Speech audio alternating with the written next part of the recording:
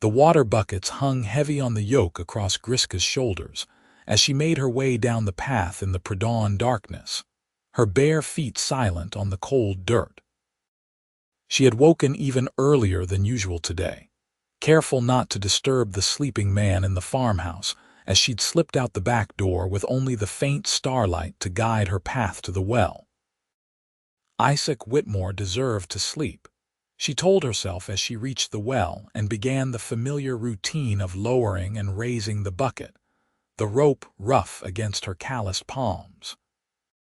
He had worked until nearly midnight the night before, repairing the fence line where the posts had rotted through, and she had seen the exhaustion in the slump of his shoulders when he'd finally trudged back to the house. The man was barely keeping this farm running, and she knew it.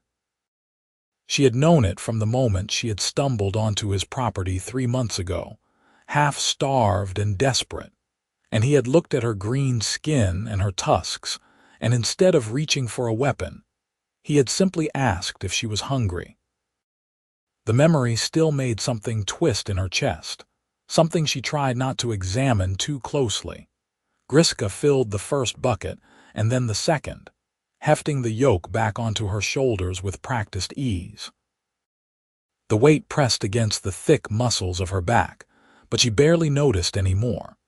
She had carried far heavier loads in her clan before they had cast her out for refusing to raid human settlements. Before she had become an exile, a shame to her people, too soft-hearted to be a proper orc. She made her way to the chicken coop first, pouring water into the trough while the hens began to stir and cluck softly. Then to the goat pen, where the 3 goats bleated at her in greeting. Then to the small pig pen, and finally to the garden beds that Isaac had worked so hard to establish.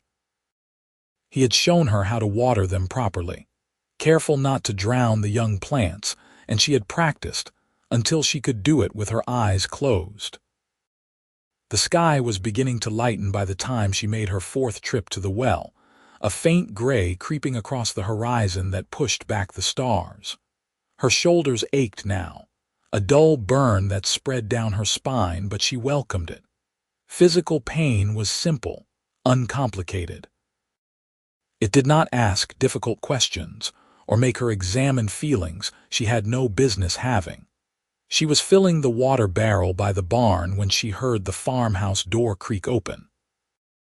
Her ears, pointed and more sensitive than human ones, caught the sound easily, and she turned to see Isaac emerging onto the porch, his dark hair rumpled from sleep, his shirt still unbuttoned. He stood there for a moment, staring at her, and even in the dim light she could see the confusion on his face. "Griska." His voice was rough with sleep, and she felt that familiar twist in her chest again, sharper this time. "What are you doing?" "Watering," she said simply, turning back to her task. She heard his footsteps on the porch steps, heard him cross the yard toward her. "I can see that," he said, and there was something in his tone she could not quite identify. "But it is barely dawn. You should have woken me." "That's too much for one person." Griska lifted the bucket and poured it into the barrel, watching the water splash and settle. "You were tired," she said. "You worked late. You needed sleep." There was a long silence. She kept her eyes on the barrel, not trusting herself to look at him. She could feel him standing there, could sense the weight of his gaze on her. "How long have you been up?" he asked finally. She shrugged, trying to make the gesture casual. "A few hours. Not long." "Griska." His hand touched her shoulder, gentle but firm, and she went very still. Human touch was still something she was not used to, something that sent strange shivers down her spine. "Look at me." Slowly, she turned. He was closer than she had realized, close enough that she could see the concern in his brown eyes, the way his brow furrowed as he studied her face. He was not a large man by orc standards, but he was tall for a human, with broad shoulders from years of farm work and calloused hands that spoke of hard labor. There was a kindness in his face that she had never seen in any orc warrior, a gentleness that made her chest feel tight. You did all the watering, he said slowly, as if he was only now fully understanding. Everything. The chickens, the goats, the pigs, the garden, the barn, all of it. Yes, she said. Why? The question hung between them in the growing light. Why? Such a simple word, and yet she had no simple answer for it. Because you gave me food when I was starving. Because you gave me shelter when I had nowhere to go.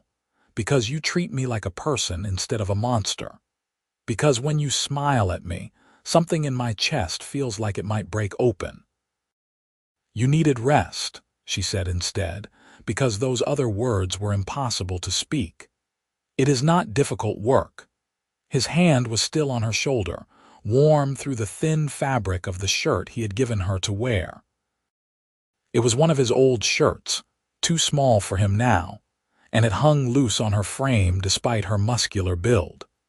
She had tried to refuse it at first, but he had insisted, and she had learned that Isaac Whitmore could be surprisingly stubborn when he wanted to be. It is difficult work, he said quietly. That's why I usually take an hour to do it every morning. You did it all yourself so I could sleep an extra hour. She did not know what to say to that, so she said nothing. After a moment, he let his hand drop from her shoulder, and she felt the loss of his warmth like a physical ache. Thank you, he said. That was. Thank you, Griska. She nodded, turning back to the barrel before he could see whatever expression was on her face. She heard him walk away, back toward the house, and she let out a breath she had not realized she was holding. This was dangerous, she told herself as she made her way back to the well for another load. This feeling in her chest, this warmth that spread through her when he smiled, this desire to do things just to make his life easier. It was dangerous because she was an orc and he was a human, and there was no world in which that could work. She had been cast out by her clan, but that did not mean humans would ever accept her. And Isaac, kind as he was, surely saw her only as someone he was helping out of charity, someone to share the farm work, nothing more. She needed to remember that. She needed to keep her distance, guard her heart, focus on being useful so he would let her stay.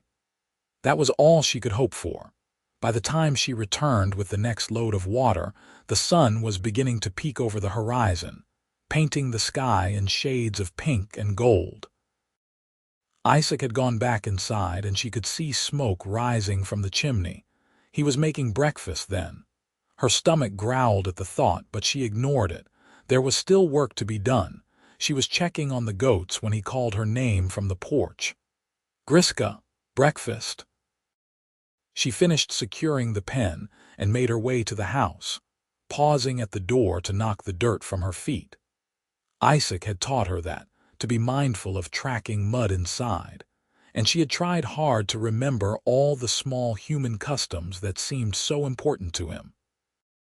Inside, the house smelled of porridge and bacon, and her mouth watered despite herself. Isaac was setting bowls on the small wooden table, and he gestured for her to sit. Eat, he said. You have been working for hours. She sat but hesitated before reaching for the spoon. You made enough for me, she said, and she could hear the surprise in her own voice. In her clan, meals had been competitions, everyone fighting for their share, the strongest eating first and best.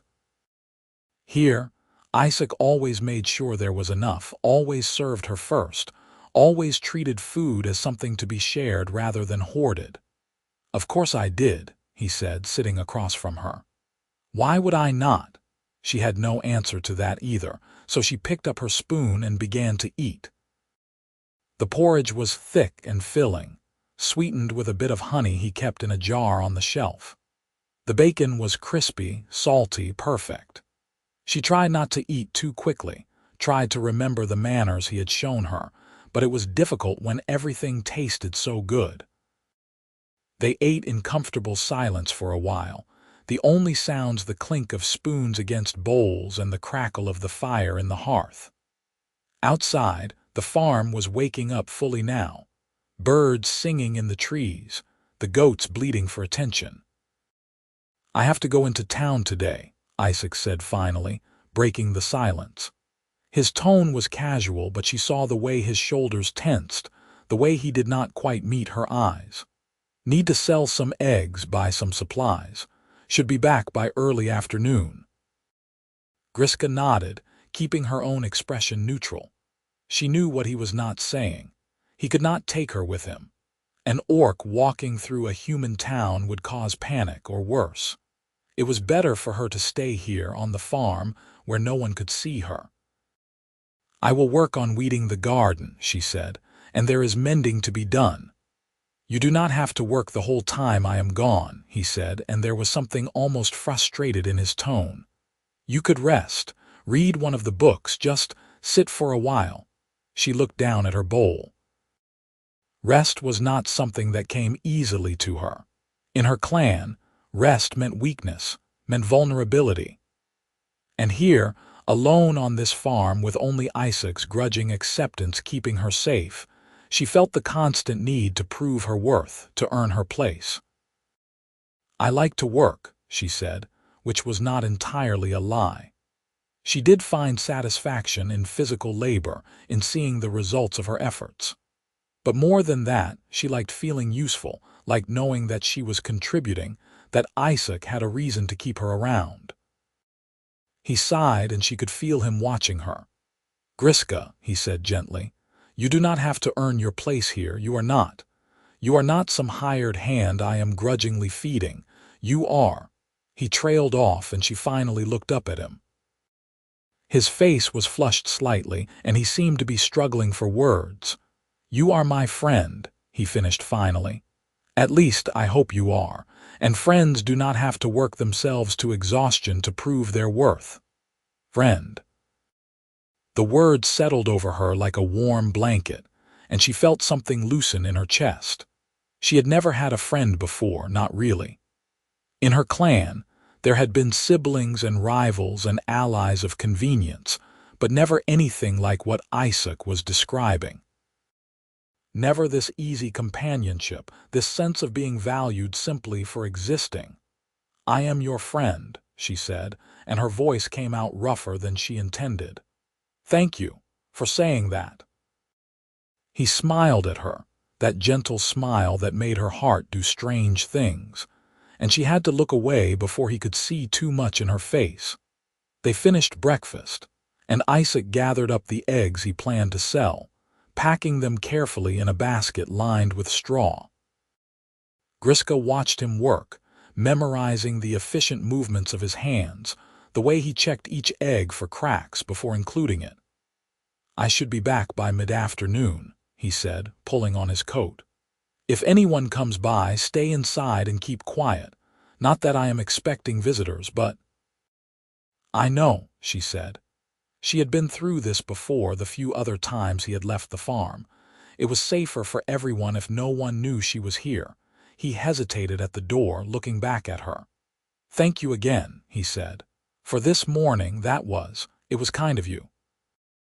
Then he was gone, the door closing behind him, and she was alone. The house felt emptier without him in it, quieter in a way that made her uneasy. She busied herself with cleaning up the breakfast dishes, then moved on to the mending he had mentioned. There was a pile of shirts and trousers that needed buttons reattached or tears sewn up, and she settled into the chair by the window where the light was best. Sewing was still a relatively new skill for her. In her clan, such work had been considered beneath warriors, women's work in the most dismissive sense. But Isaac had taught her patiently, showing her how to thread the needle, how to make small, even stitches. She found she enjoyed it, the meditative quality of the repetitive motion, the satisfaction of seeing a torn garment made whole again. She worked steadily through the morning, pausing occasionally to stretch her shoulders or check on the animals. By noon, she had finished all the mending and had moved on to weeding the garden as she had promised. The sun was warm on her back, and she fell into the rhythm of pulling weeds, feeling the satisfying resistance as roots came free from the soil. She was so focused on her work that she almost missed the sound of hoofbeats on the road. Almost. But her orc hearing caught it, and she went very still, her heart suddenly pounding. Isaac had said he would not be back until mid-afternoon, and he walked to town, did not ride. Quickly, quietly, she gathered up her tools and slipped inside the house, moving to the window where she could peer out without being easily seen. A moment later, a man on horseback came into view, riding up the path toward the farmhouse. He was older than Isaac, perhaps in his 50s, with graying hair and a thick beard. He sat his horse with the easy confidence of someone who had spent a lifetime in the saddle, and there was something hard in his face, something that made Griska's instincts scream danger. The man dismounted and walked up to the porch, knocking loudly on the door. "Whitmore," he called. "Isaac Whitmore, I know you are in there, boy." Griska stayed very still, barely breathing. Maybe he would think no one was home. Maybe he would leave. But the man tried the door handle, and Griska cursed internally. She had forgotten to lock it when she came in. The door swung open, and the man stepped inside, his hand resting on the sword at his hip. "Whitmore," he called again, looking around the main room. Then his eyes fell on Griska, frozen by the window, and his expression went from curious to shocked to furious in the span of a heartbeat. "What in the name of all the gods?" He drew his sword with a metallic hiss, the blade gleaming in the light from the window. "An orc in a civilized home." Griska raised her hands, palms out, trying to appear non-threatening despite the fact that she was easily as tall as this man and considerably stronger. "Please," she said, keeping her voice calm and even. "I mean no harm. I am a guest here." "A guest?" The man spat the word like a curse. "Orcs are not guests, they are monsters. Where is Isaac Whitmore? What have you done with him?" "Nothing. He is in town selling eggs. He will be back soon. Please just lower your sword." But the man was not listening. He advanced on her, sword raised, and Griska backed away, looking desperately for an escape route. She did not want to hurt this man, did not want to prove every terrible thing he believed about orcs, but she also had no intention of letting herself be killed in Isaac's kitchen. "You have murdered him," the man said, his voice shaking with rage. "Killed him and taken his home. Well, you will not get away with it, beast. I will see you dead and burn your corpse so the whole county knows what happens to orc filth that dares to prey on decent folk." He lunged, and Griska moved on pure instinct, sidestepping the blade and grabbing his wrist in one fluid motion. She twisted, not hard enough to break bone but hard enough to make him drop the sword with a cry of pain, and then she shoved him away from her. He stumbled backward, catching himself against the table. "I told you," she said, her voice harder now. "I do not want to hurt you, but I will defend myself if I must. Isaac is alive and well. I am his guest. That is the truth." The man stared at her, cradling his wrist, and she could see the calculation in his eyes. He was wondering if he could reach his sword before she could stop him. He was wondering if he could take her in a fight. "Who are you?" she asked, trying a different approach. "Why are you here?" "I am Martin Westbrook," he said, straightening up despite the pain she could see in his face. "Isaac's uncle. And I came to check on my nephew because I heard he was struggling to keep this farm running on his own. Never thought I would find it infested with orc scum. Uncle." That explained the easy entrance, the familiarity. And it made this situation so much worse, because if this man decided Isaac was harboring an orc, there would be consequences. Legal consequences. Social consequences. The kind that could destroy whatever life Isaac had managed to build here. "He is not struggling," Griska said quietly. "The farm is doing well. I have been helping." "Helping?" Martin laughed, a bitter sound. "Is that what you call it? More likely you have been eating his food, using his resources, putting him in danger just by being here." Do you have any idea what people would do if they knew he was keeping an orc on his property? They would burn this place to the ground. They would run him out of the county if they did not hang him first. Each word landed like a blow, because Griska knew he was right. She had known it from the beginning, known that she was a danger to Isaac simply by existing in his space. But she had let herself hope anyway, let herself believe that maybe, somehow, it could work. "I will leave," she heard herself say. "Today, before he gets back. I will go and you can tell him. Tell him I am sorry for putting him at risk." She moved toward the door, but Martin stepped in front of her and she was so surprised she stopped. "You think I will just let you walk away," he said, "so you can raid some other farm, murder some other family? No. You stay right here until I can get the militia together. They will deal with you properly." "I have raided no one," Griska said, and she could hear the desperation creeping into her voice now. "I have killed no one. I was cast out from my clan for refusing to attack humans. I am not what you think I am." "All orcs lie," Martin said flatly. "It is in your nature. You are a beast pretending to be civilized, nothing more." There was no point in arguing, Griska realized. This man had made up his mind about what she was long before he had ever met her. No words she could say would change that. She could force her way past him, she knew. She was stronger, faster. But if she did that, if she hurt Isaac's uncle, there would be no coming back from that. Isaac would never forgive her, and she would not blame him. So she stood there, trapped between her desire to flee and her unwillingness to cause more harm, and waited for whatever came next. What came next was the sound of the front door opening and Isaac's voice calling out, "Uncle Martin, that is your horse outside. What are you doing here?"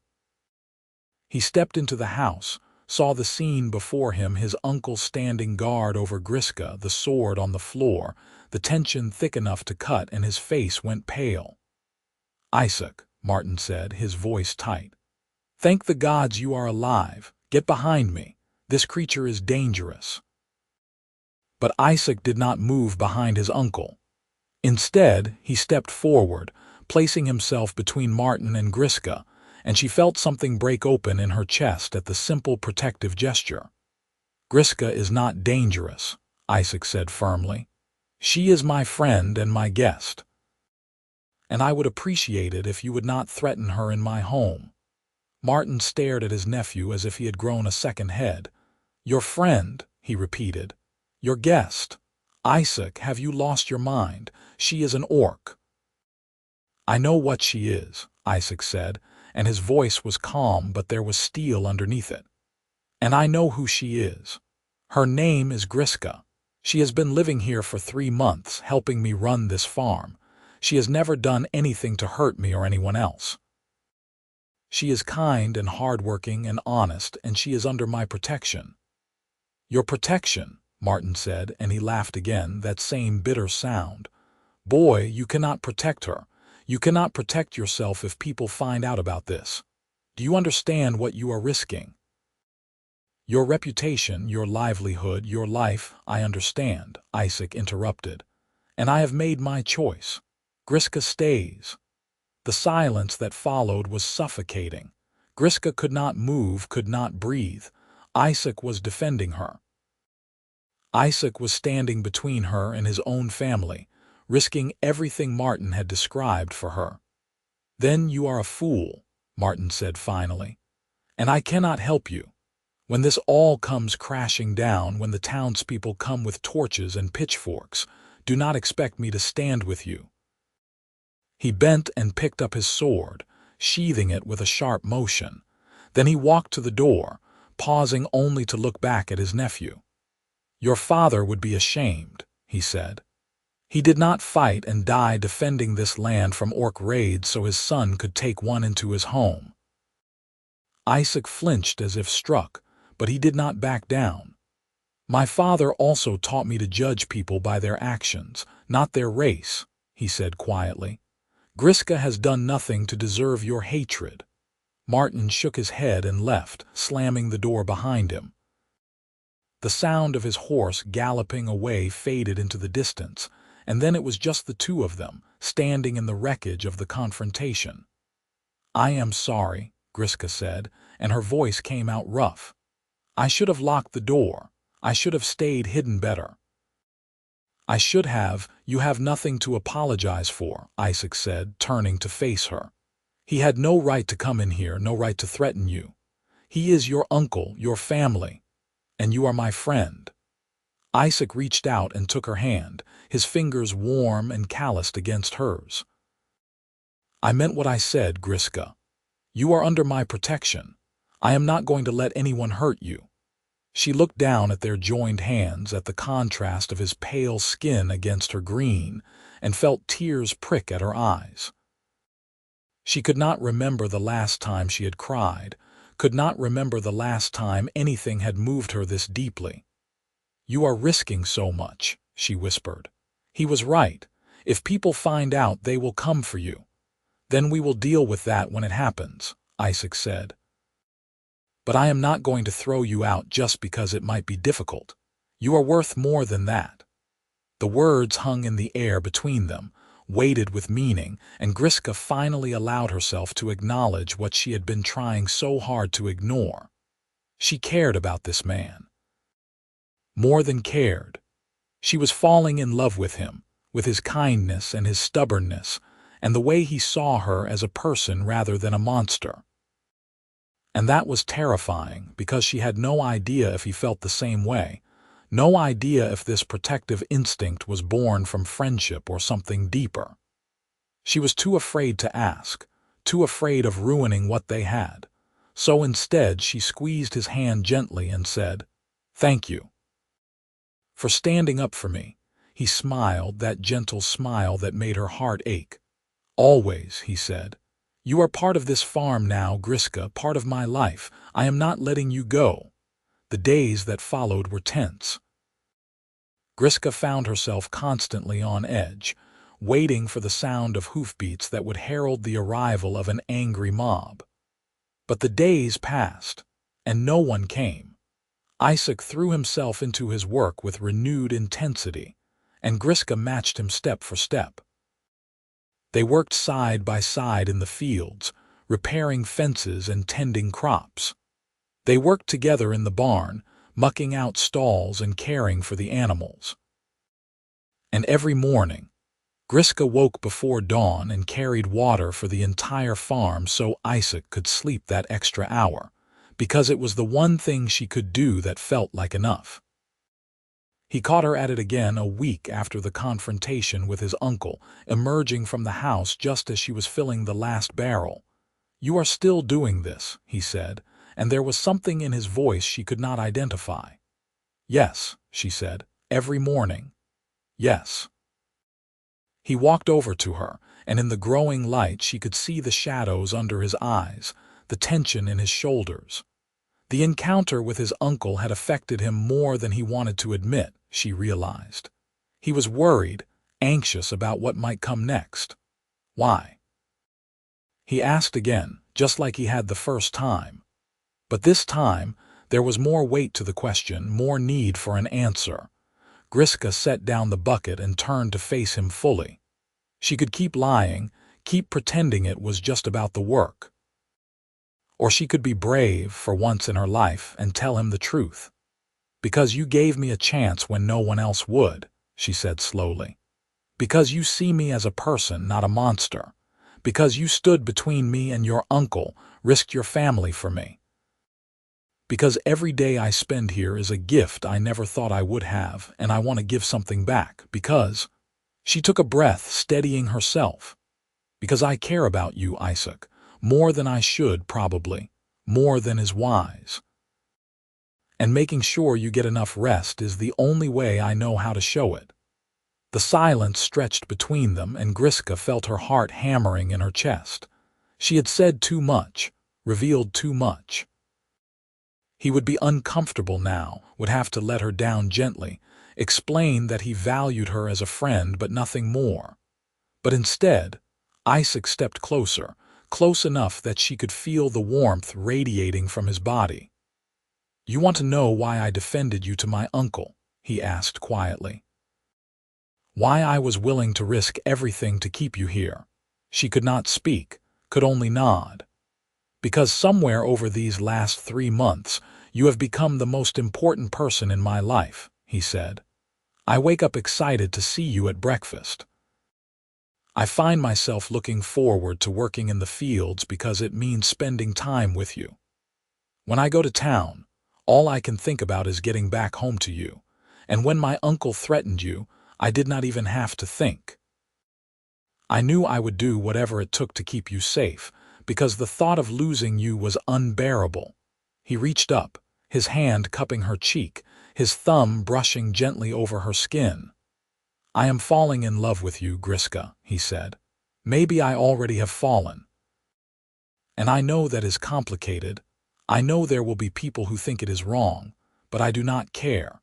You are extraordinary and brave and kind, and I cannot imagine my life without you anymore." Griska felt tears spill down her cheeks, felt the weight of his words settle over her like a blessing. "I love you," she said, her voice breaking. "I have loved you for weeks now, maybe longer. I thought it was impossible, thought you could never see me as anything but a charity case." He kissed her then, cutting off her words, his lips gentle against hers. It was nothing like the rough, aggressive kisses she had seen between orcs in her clan. It was soft and sweet and searching, asking a question she answered by kissing him back, by wrapping her arms around him and pulling him closer. When they finally broke apart, both of them breathing hard, he rested his forehead against hers. "You are not a charity case," he said firmly. "You are the woman I love, and I am going to spend every day proving that to you if you will let me." "Yes," she said, the word coming out somewhere between a laugh and a sob. "Yes, please." They stood there in the pre-dawn light, holding each other, and for the first time since she had been cast out from her clan, Griska felt like she had found a home. The seasons shifted, summer giving way to autumn, and with it came new challenges. Word had spread somehow about the orc living on the Whitmore farm. Isaac suspected his uncle had let something slip, intentionally or not, and suddenly neighbors who had been friendly were cold and distant. People who had bought eggs and vegetables from him for years stopped coming by. But there were also unexpected allies. Old Miriam from the neighboring farm, a widow who had always been kind to Isaac, came by one day with a basket of bread. "Heard you have extra help these days," she said, her eyes twinkling. "Figured you could use some proper baking." She handed the basket directly to Griska, looking her up and down with the assessing gaze of someone who had seen a lot of life. "You are treating him well?" she asked bluntly. "I am trying to," Griska said, surprised into honesty. "Good. He is a good boy, deserves someone who will appreciate him. I do not care if you are green or purple or covered in scales. You treat him right, you are welcome in this valley." She left, and Griska stared after her in shock. Isaac laughed at her expression. "Miriam has never cared much for what other people think," he said. "Lost her husband to orc raiders 20 years ago, but she has always said individuals should be judged as individuals." "She is remarkable," Griska said. "She is," Isaac agreed. "And she is not the only one who will come around. Give people time. Some of them will see what I see in you." He was right, in a way. Slowly, carefully, a few other people began to visit.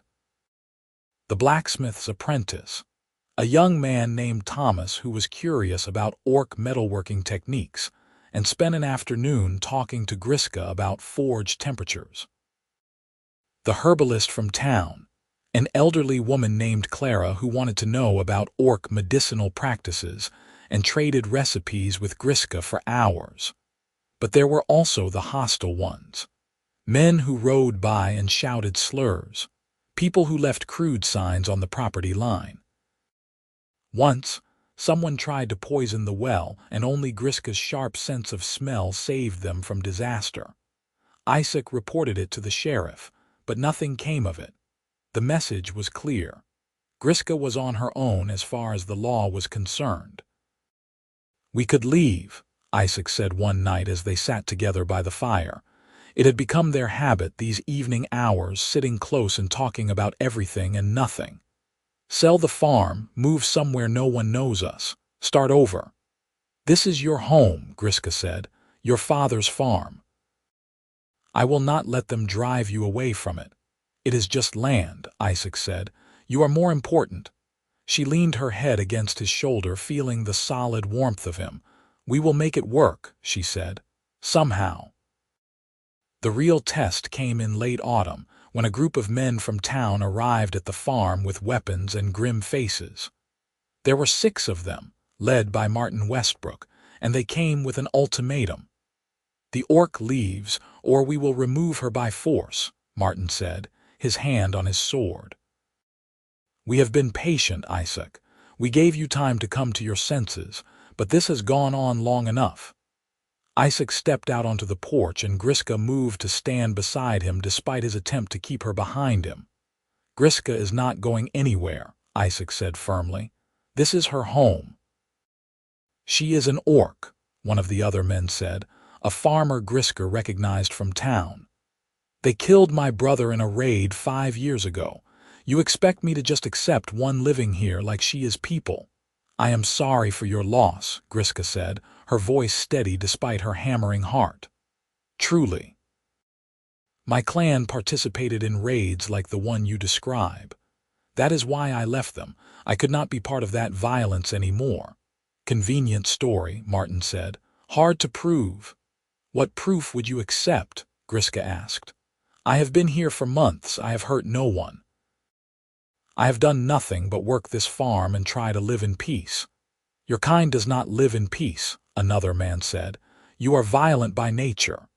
"Then let me prove otherwise," Griska said. She looked at each man in turn, holding their gazes. "Give me a chance. 1 season, 1 winter. Let me show you that I am no threat, and if at the end of that time you still want me gone, I will leave without argument." The men exchanged glances, uncertain. It was a reasonable proposal, hard to argue against without looking unreasonable themselves. "And if something happens," Martin pressed. "If there is a raid or an attack or anything that can be traced back to orcs, then I will submit to whatever justice you decide," Griska said. "Even if I had nothing to do with it." "No," Isaac said sharply. "You cannot agree to that, Griska. That is not fair." "Life is not fair," she said quietly, looking at him. "But this is the only way. Let me do this." He stared at her, conflict clear in his eyes, but finally he nodded. 1 season, he said, turning back to the men. "You give her 1 season to prove herself. And if anything happens, we face it together. You cannot hold her accountable for the actions of other orcs." Martin looked like he wanted to argue, but one of the other men put a hand on his shoulder. "It is fair enough," the man said. 1 season, but we will be watching, Whitmore, both of you." They left, and Isaac pulled Griska into his arms, holding her tight. "You should not have agreed to that," he said into her hair. "It puts you at too much risk." "It was the only way to buy us time," she said. "And maybe, in that time, we can change some minds." Winter came hard and fast that year, snow falling in thick drifts that buried the farm in white. The work was brutal, keeping paths clear, making sure the animals had food and water, rationing their own supplies to make it through to spring. But in some ways, the isolation was a blessing. With the roads nearly impassable, people left them alone. It was just Isaac and Griska and the farm, and they fell into a rhythm that felt almost like peace. They worked together during the day, bundled in layers against the cold. They cooked together in the evenings, experimenting with recipes and laughing when things went wrong. They sat by the fire at night, sometimes talking, sometimes just being together in comfortable silence. And at night, they slept in the same bed, holding each other for warmth. It was practical, Isaac had said the first time, a way to conserve heat. But it had quickly become more than that, became an intimacy that Griska treasured. Falling asleep in his arms, waking up to his face, it felt like a dream she never wanted to end. Midwinter brought a blizzard that lasted 3 days, snow falling so thick they could barely see 5 feet from the house. They were trapped inside, and on the second day, Isaac pulled out a battered old book. "This was my mother's," he said, showing Griska the faded cover. "She used to read it to me when I was small. It is poetry, mostly. Old verses about love and loss and hope." He read to her by the firelight, his voice soft and rhythmic, and Griska found herself mesmerized not just by the words but by him, by the gentle expression on his face, by the way his fingers traced the pages with such care. "Read this one again," she said when he finished a particular poem, something about 2 souls finding each other across impossible distances. He read it again, and when he finished, she reached out and took the book from him, setting it carefully aside. "I used to think love was a weakness," she said. "In my clan, attachment was dangerous. It made you vulnerable, gave enemies a way to hurt you, so we were taught to be hard, to never let anyone too close." She took his hand, threading her fingers through his. "But you have shown me it is not weakness," she continued. "Love makes me stronger, braver, better.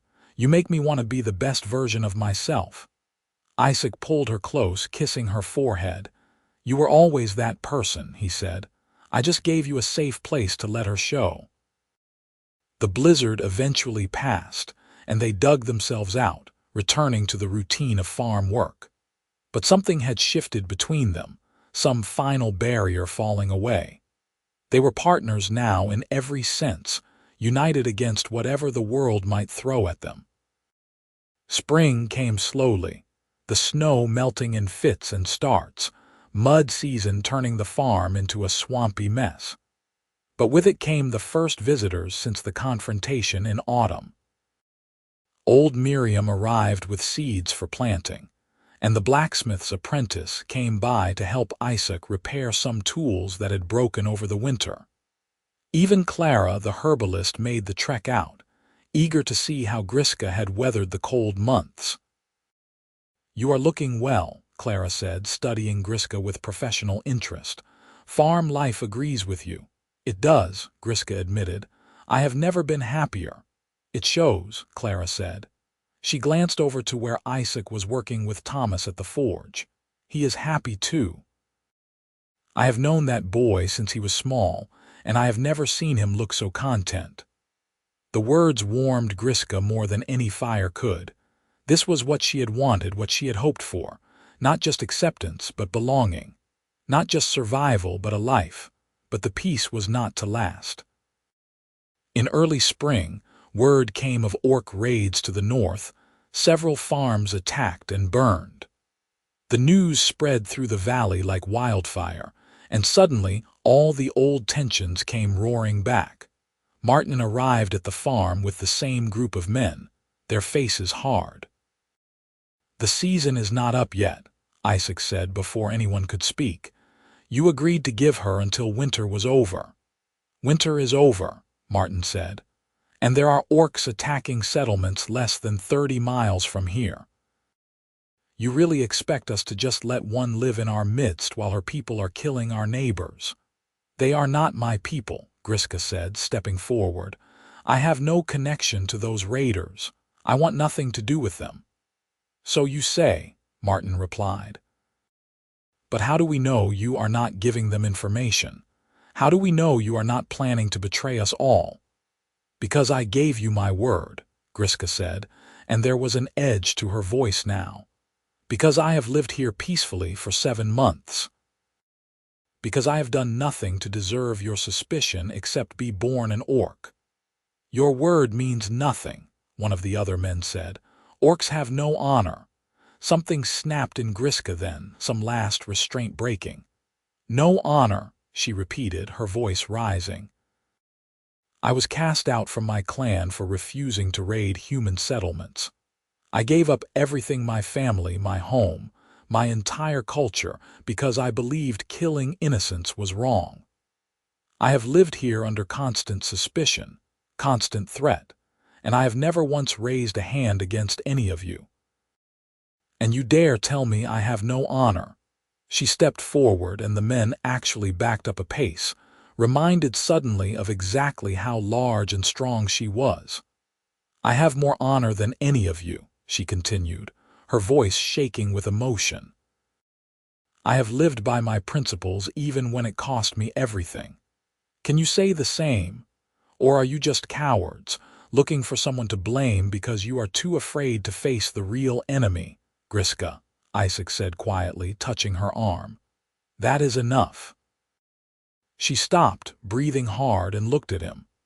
There was something in his face, some mix of pride and concern and love that made her chest ache. "They need to understand," she said. "I know," he said, "but threatening them will not help." He turned to the men, still standing between them and Griska. "My father fought in the border wars," he said. "He killed orcs, watched friends die to orc blades. He had every reason to hate them, but you know what he told me before he died? He said the worst thing we can do is become what we are fighting against, become so consumed by hate that we forget to see people as people." He gestured to Griska. "She is a person. She has thoughts and feelings and dreams just like you do. She has suffered for her choices, given up everything to do what she believed was right. And if you cannot see that, if you cannot respect that, then you are no better than the orcs you claim to hate." The silence that followed was heavy. The men shifted uncomfortably, not meeting Isaac's gaze. Finally, the farmer who had lost his brother spoke up. "What would you have us do?" he asked, and there was genuine confusion in his voice.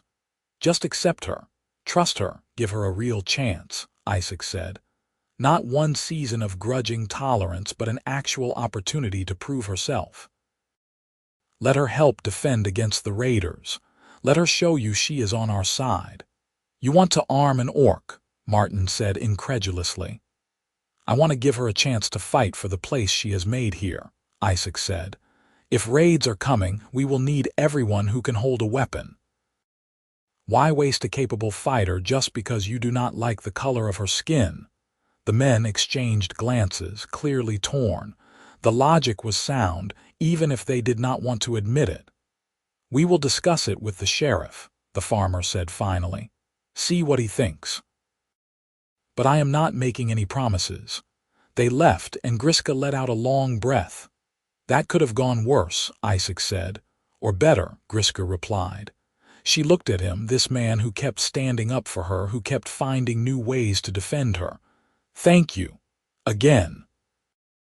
"Always," he said, pulling her into an embrace. "I meant what I said. You are fighting for your home now, for our home, our home." The words sent a thrill through her. "I would fight for this place," she said. "For you, for us. Whatever comes." 2 weeks later, the raiders came. They arrived at night. A dozen orc warriors painted for battle, torches in hand. But the valley had posted watchers, and the alarm was raised before the raiders could do more than burn one barn. The militia assembled quickly, Isaac among them, and Griska grabbed a weapon despite Martin's protests. "You want to see what side I am on," she said grimly. "Watch." The battle was brief but brutal.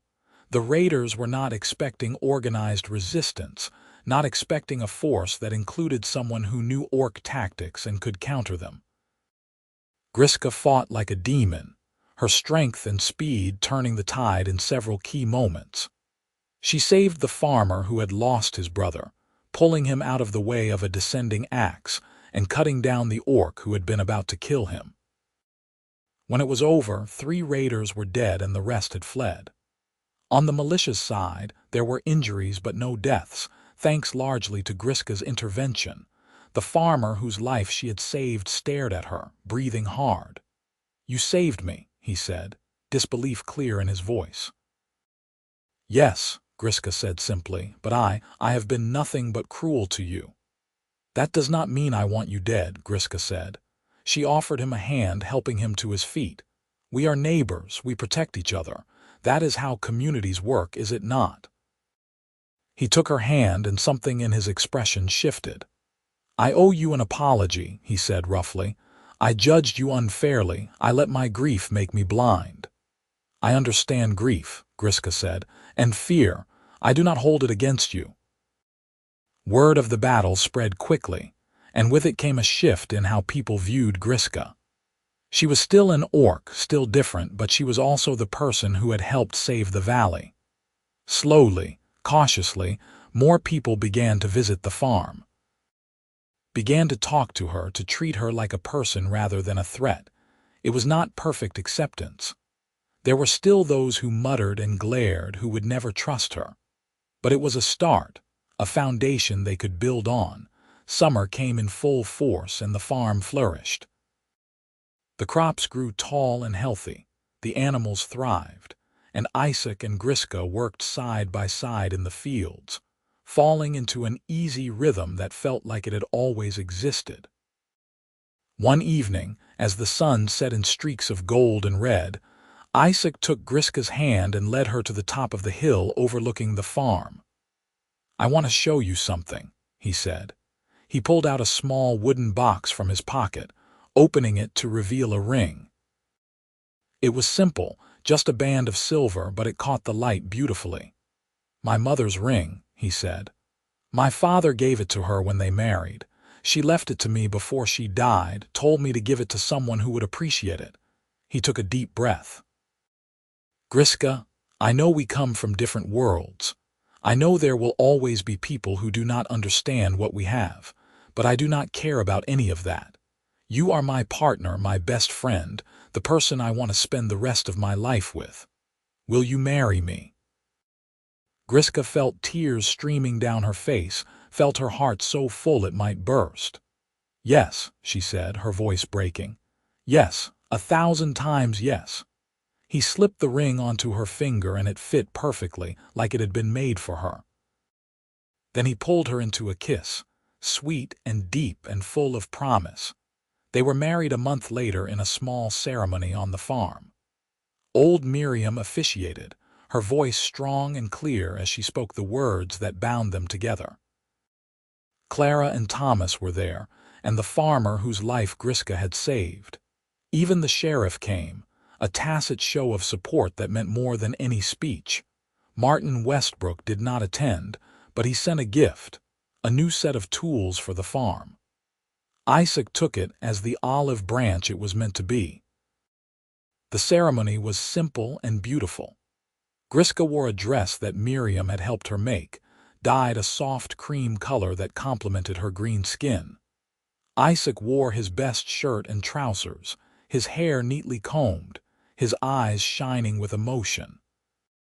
When Miriam pronounced them husband and wife, the small gathering cheered and Isaac kissed Griska like they were the only two people in the world. I love you, he whispered against her lips. I love you too, she whispered back. Always. They celebrated with a feast, simple farm food but plentiful and delicious.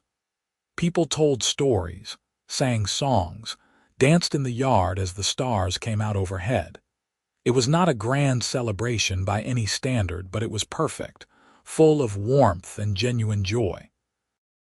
As the night wore on and the guests began to leave, Isaac and Griska stood together on the porch, watching the fireflies dance in the darkness. Happy? Isaac asked, his arm around her waist. More than I ever thought possible, Griska said. I never imagined I could have this. A home, a husband, people who care about me. It is more than I ever dreamed. You deserve it all, Isaac said. And more. I am going to spend the rest of our lives making sure you know that. She leaned into him, breathing in his familiar scent, feeling the steady beat of his heart. Do you ever regret it? She asked quietly. Taking me in, defending me. All the trouble it caused. Not for a single second, Isaac said firmly. You are the best thing that ever happened to me, Griska. I would go through it all again in a heartbeat. She turned in his arms, looking up at him. I am going to keep waking up before dawn, she said. Keep carrying water so you can sleep that extra hour. Even now, even though we are married. He smiled, cupping her face in his hands. I know, he said, because that is who you are. Someone who shows love through actions, through taking care of the people you care about. But I am going to keep trying to get you to rest more, to accept that you do not have to earn your place here. Because that is who I am. We are quite a pair, Griska said, smiling through fresh tears. The best pair, Isaac agreed. He kissed her again, slow and tender. Come on, wife, let us go inside. Tomorrow is another day of work, but tonight is ours. They went inside together, closing the door on the world outside. And as they moved through their home, both of theirs equally, Griska felt a sense of peace settle over her that she had never experienced before. This was what she had been searching for without knowing it. Not just survival, not just acceptance, but love. True, deep, abiding love. The kind that saw all of her, flaws and strengths and everything in between, and chose her anyway. The years that followed were not without challenges. There were hard seasons and crop failures, illnesses and injuries, moments of doubt and fear. The prejudice against orcs did not disappear overnight, and there were times when Griska still faced hostility from strangers or distant neighbors. But through it all, she and Isaac stood together, partners in every sense of the word. They expanded the farm, adding more animals and more crops. They helped their neighbors when times were hard, and their neighbors helped them in return.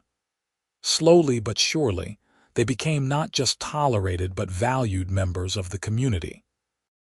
Old Miriam passed away peacefully in her sleep one winter, and Isaac and Griska took over care of her farm, merging it with theirs. Clara taught Griska everything she knew about herbs and healing, and Griska began to serve as an informal healer for the valley, using her knowledge of both human and orc medicine to help those in need. More orcs began to appear in the valley, exiles and outcasts like Griska had been, drawn by rumors of a place where they might find acceptance. Some Isaac and Griska were able to help, offering work or advice or simply a friendly face. Others they had to turn away, those who were not willing to live peacefully, and those decisions were always difficult. But the valley was changing, evolving into something new. A place where the old divisions mattered less than character, where people were judged by their actions rather than their ancestry. It was not perfect, not by any means, but it was better. And it kept getting better, one small step at a time. 5 years after their wedding, Griska gave birth to their first child, a daughter with her mother's green skin and her father's brown eyes. They named her Miriam, after the woman who had first shown Griska acceptance, and she was perfect in every way.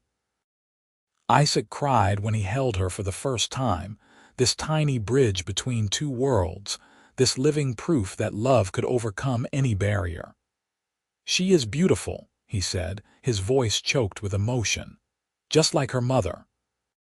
She has your stubbornness already, Griska said, exhausted but glowing with joy. She fought her way into this world. Then she will do great things, Isaac said. He looked at Griska, at this woman who had changed his life in ways he could never have imagined. We are going to give her everything. Love, acceptance, a world where she does not have to hide who she is. Yes, Griska agreed. We will make sure she knows she is valued, that both her heritages are something to be proud of.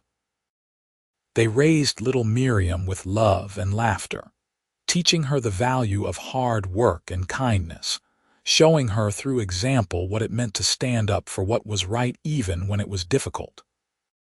She grew up running through the fields, playing with human and orc children alike, and if anyone thought it was strange, they kept it to themselves.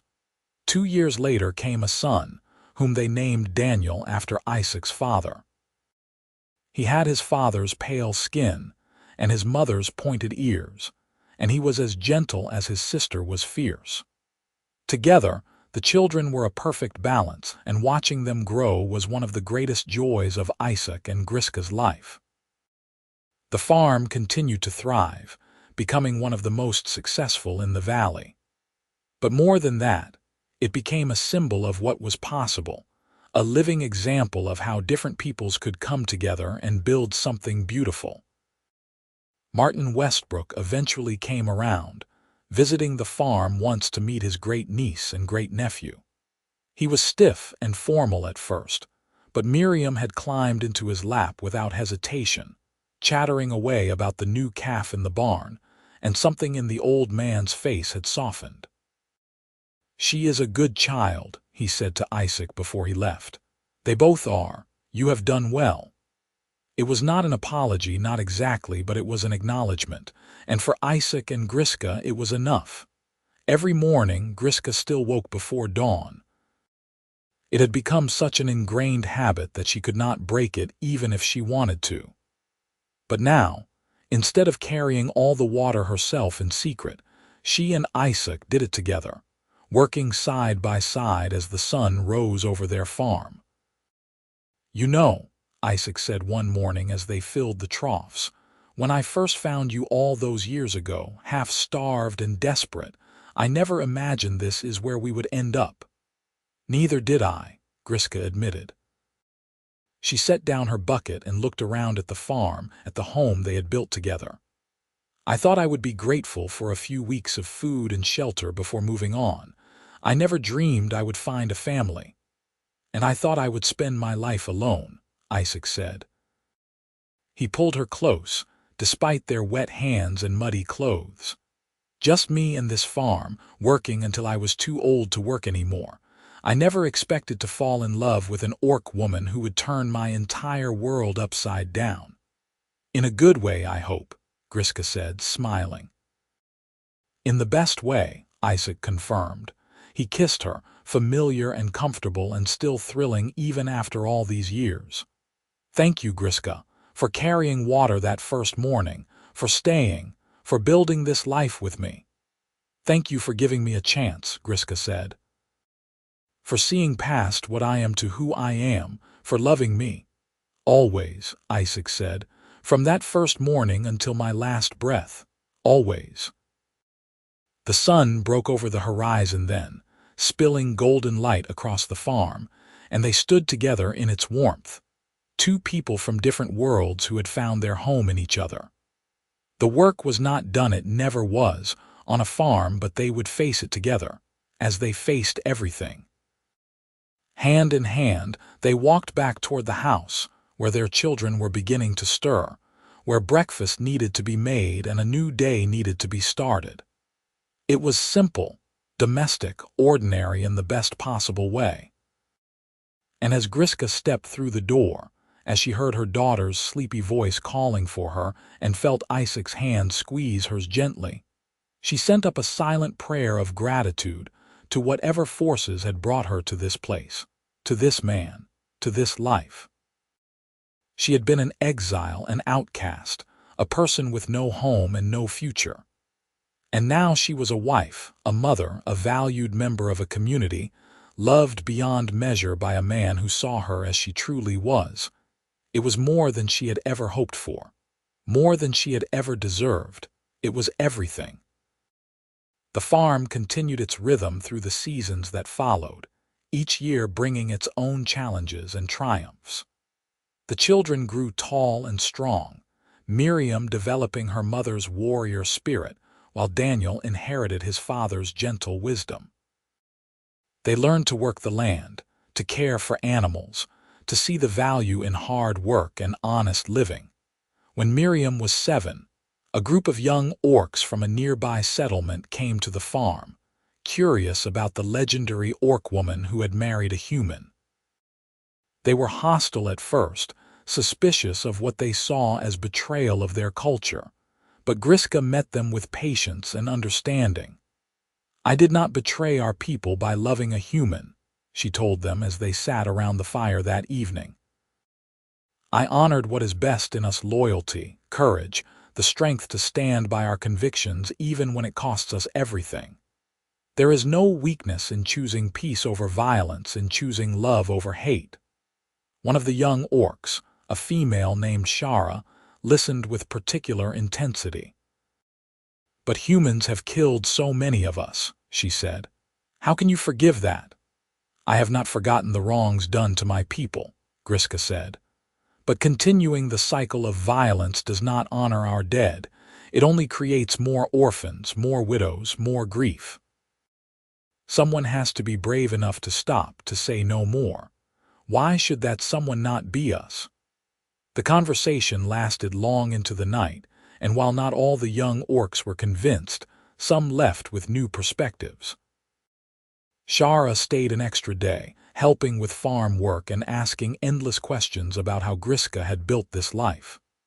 When she finally left, she promised to return, and she did, again and again over the years, eventually settling in the valley herself. More followed. The valley became known as a place where exiles could find refuge, where those who rejected the old ways of constant raiding and warfare could build new lives. It was not always easy. There were tensions, conflicts, moments when it seemed like the fragile peace might shatter.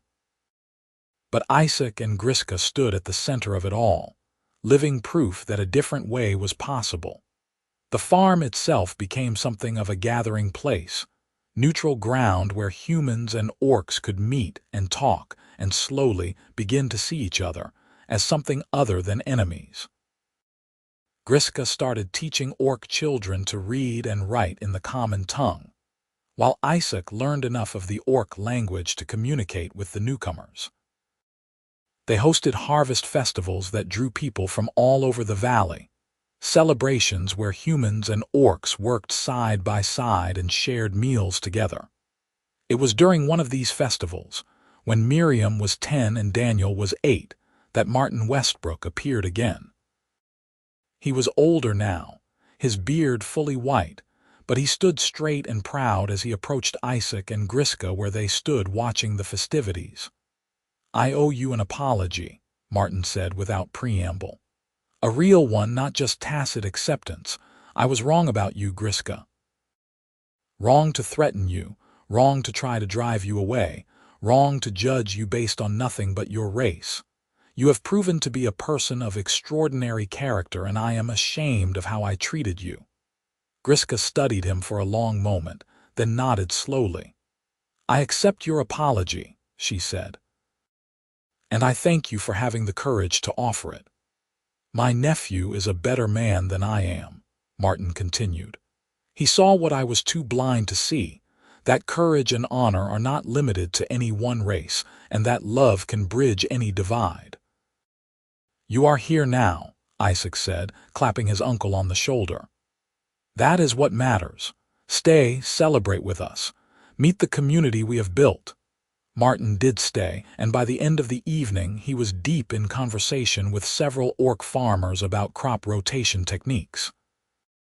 It was a small moment, perhaps, but it represented something larger, the slow, steady progress toward a world where old hatreds could be set aside in favor of common interests and mutual respect. As the years continued to pass, Isaac and Griska watched with pride as their children grew into remarkable young people. Miriam became a fierce advocate for justice, working to establish fair trading agreements between human and orc settlements. Daniel became a gifted healer, combining his mother's knowledge of orc medicine with his father's practical farming wisdom to develop new treatments for common ailments. When Miriam was 16, she fell in love with a human boy from town, and the young man's family welcomed her without hesitation. Times had changed, Isaac and Griska realized with wonder. What had been scandalous and dangerous when they fell in love was now merely unusual, worthy of note but not condemnation. Daniel, for his part, showed no interest in romance of any kind, preferring to spend his time studying and experimenting with new healing techniques. "There will be time for that later," he would say whenever his parents gently teased him about it. Right now, I want to learn everything I can. The farm continued to prosper, but more importantly, it continued to be a home, a place of warmth and laughter and love. Isaac and Griska grew older together, their hair graying, their bodies showing the wear of decades of hard work, but their love for each other never diminishing. Every morning they still woke before dawn to carry water together, even though the children were old enough now to do it themselves. It had become their ritual, their quiet time together before the day's chaos began. "You remember that first morning?" Isaac asked one day as they worked.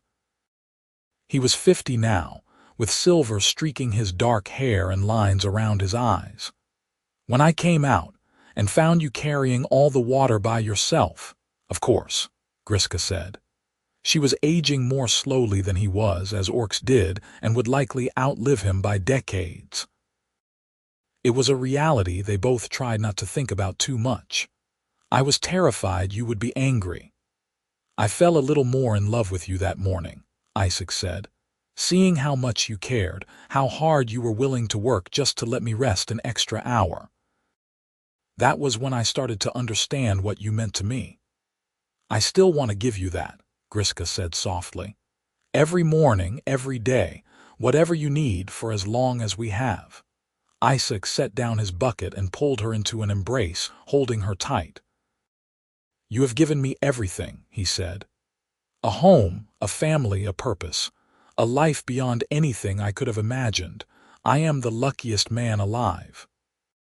They stood there in the pre-dawn darkness, two souls who had found each other against all odds and held each other close against the inevitable passage of time.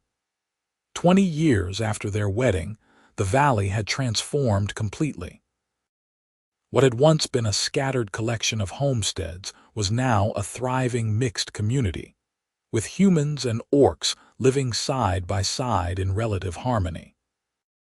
There were still tensions, still prejudices that flared up from time to time, but there was also genuine friendship, partnerships, even intermarriage becoming more common. The farm that Isaac and Griska had built had become the heart of this community, a symbol of what was possible when people chose understanding over fear. They had hosted countless gatherings, mediated disputes, offered advice and support to anyone who needed it. And through it all, Griska continued to wake before dawn to carry water. It was her gift to Isaac, her way of showing love when words felt inadequate. Even as her body grew stronger and his grew weaker, even as their roles gradually shifted and she became more protector than protected, she held onto this one constant. On their 25th anniversary, their friends and neighbors organized a celebration that drew people from across the region. There were speeches and toasts, music and dancing, so much food that the tables groaned under the weight of it all.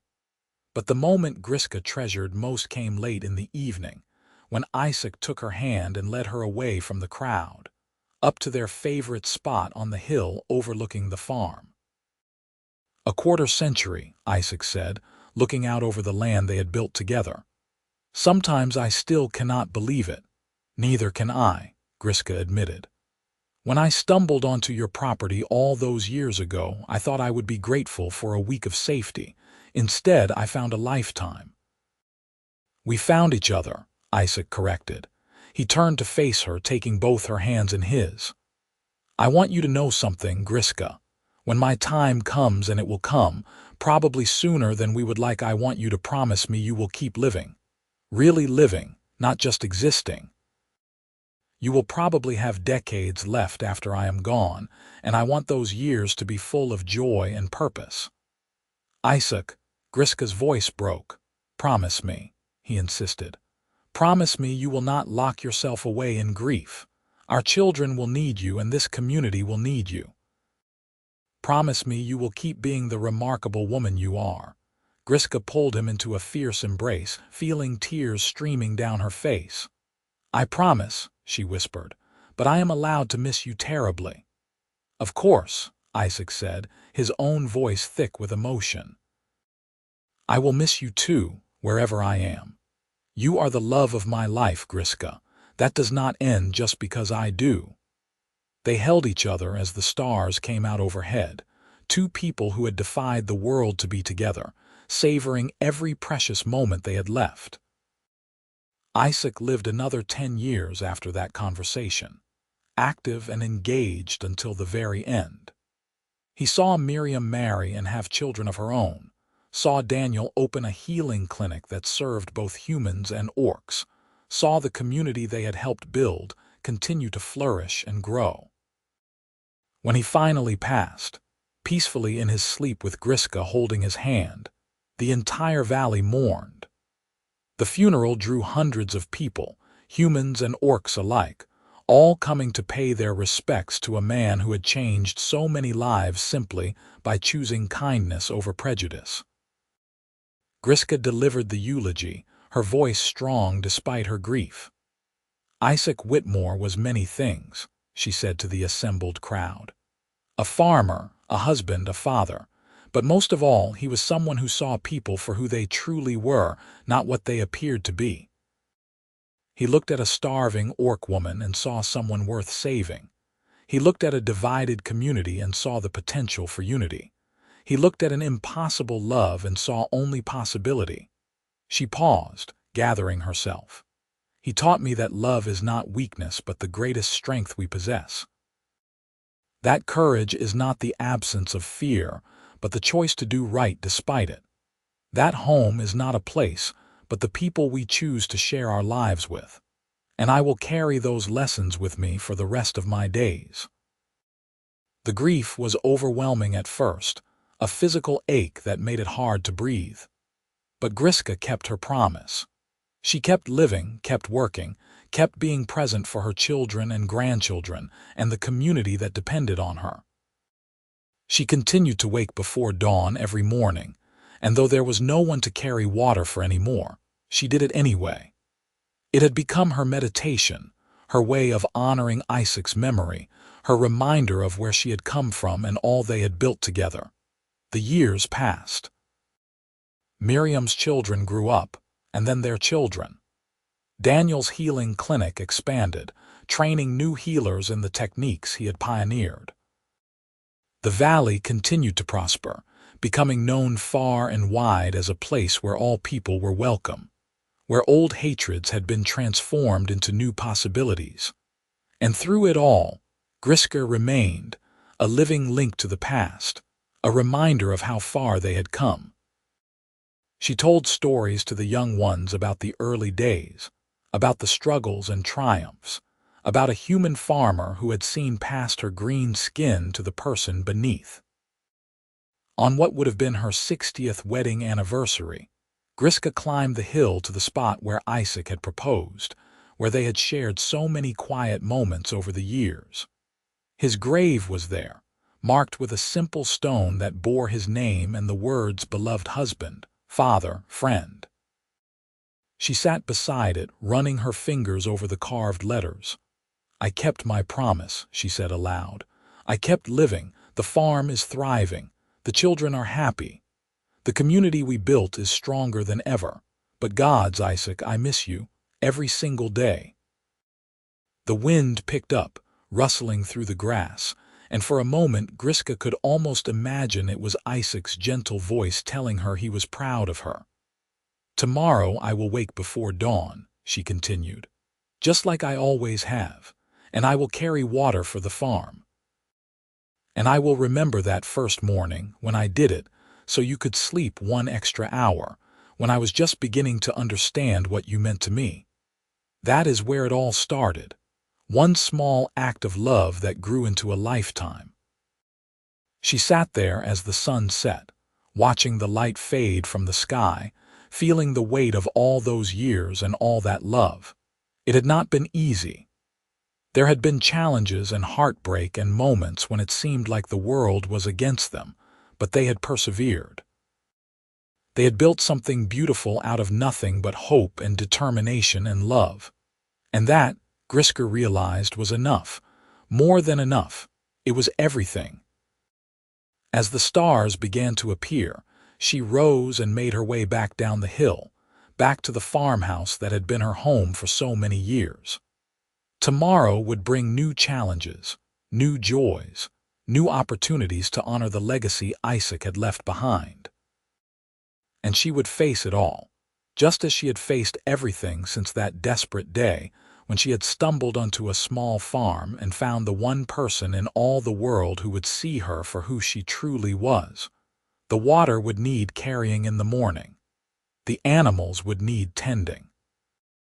Life would go on, and she would carry Isaac's love with her through it all, a gift more precious than any treasure, a light that would guide her path until her own final day came and she could join him again in whatever lay beyond. For now, though, there was work to be done, grandchildren to dote on, a community to nurture. There was life to be lived, fully and completely, just as she had promised.